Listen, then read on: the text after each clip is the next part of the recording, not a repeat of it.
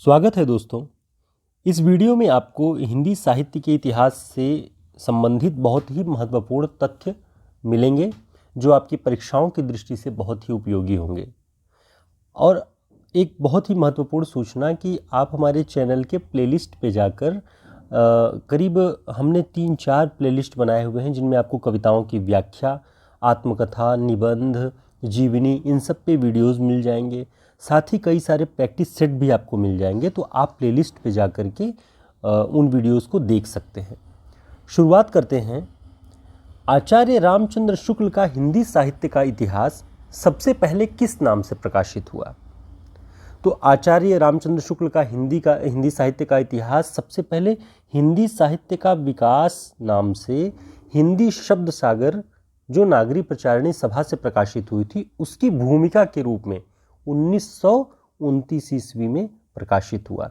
यानी एक पुस्तक थी हिंदी शब्द सागर, उसकी भूमिका के रूप में हिंदी साहित्य का विकास नाम से प्रकाशित हुआ। आगे चलकर यह एक स्वतंत्र पुस्तक के रूप में हिंदी साहित्य का इतिहास के रूप में प्रकाशित होता है। अगला महत्वपूर्ण जो तथ्य है आचार्य रामचंद्र शुक्ल की पुस्तक से है, हिंदी साहित्य के इतिहास से, कि हिंदी साहित्य का इतिहास क्या है। इस पर शुक्ल जी अपना विचार प्रकट करते हुए लिखते हैं कि प्रत्येक देश का साहित्य वहाँ की जनता की चित्तवृत्ति का संचित प्रतिबिंब होता है। यह बहुत महत्वपूर्ण पंक्ति है और परीक्षाओं में कई बार पूछी गई है कि प्रत्येक देश का साहित्य वहाँ की जनता की चित्तवृत्ति का संचित प्रतिबिंब होता है। यह पंक्ति किसकी है?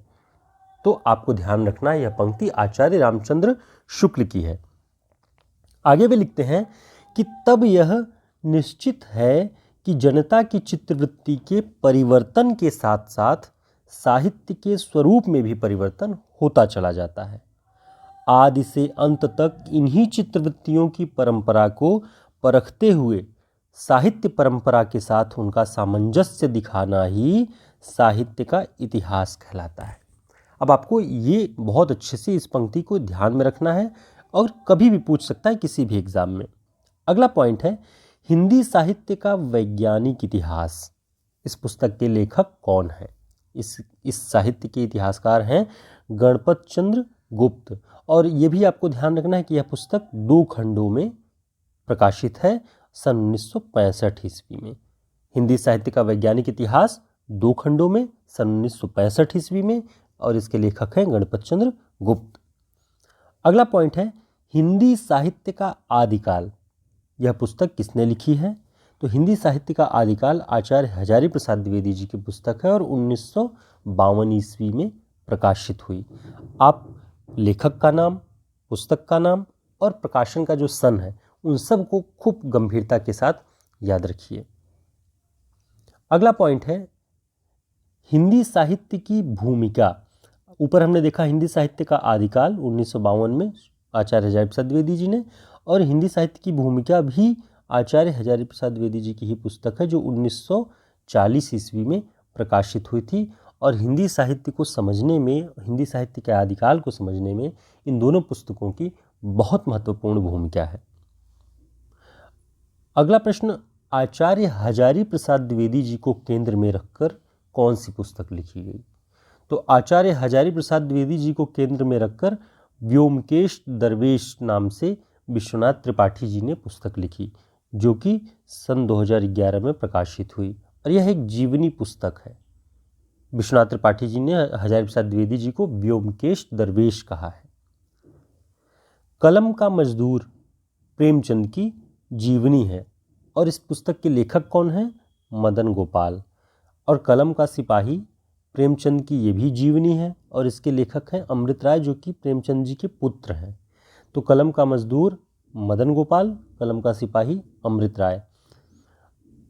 प्रेमचंद घर में 1944 ईस्वी में प्रकाशित हुई यह पुस्तक, और इसकी लेखिका हैं शिवरानी देवी जो कि प्रेमचंद जी की पत्नी हैं।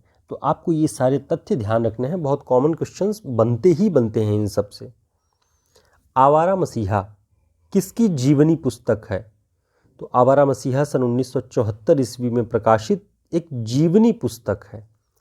इस पुस्तक के केंद्र में शरत चंद्र चटर्जी चट्टोपाध्याय जी हैं और इस पुस्तक के लेखक हैं विष्णु प्रभाकर। यानी शरतचंद्र के जीवन पर आधारित यह पुस्तक आवारा मसीहा नाम से विष्णु प्रभाकर जी ने लिखी हुई है।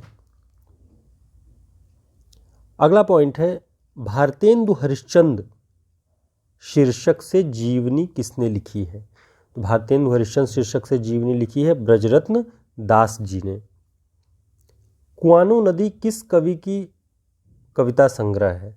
तो कुआनो नदी के लेखक हैं सर्वेश्वर दयाल सक्सेना। बकरी नाटक किसने लिखा है? बहुत फेमस है ये बकरी नाटक, सर्वेश्वर दयाल सक्सेना जी ने लिखा हुआ है। तो मित्रों, ये सारे प्रश्न परीक्षाओं की दृष्टि से महत्वपूर्ण हैं और हमने इस उम्मीद से बनाया है कि आपके लिए एक नई जानकारी लेकर के आएगा और आप प्लेलिस्ट में जाके कई सारे जो हमारे वीडियोस पुराने हैं उन्हें देख सकते हैं, वो आपके काम के हैं परीक्षाओं की दृष्टि से। और चैनल को सब्सक्राइब जरूर कर लीजिएगा। वीडियो अच्छा लगा हो तो लाइक करिएगा और कमेंट भी करके ज़रूर बताइएगा अपनी राय। बहुत धन्यवाद।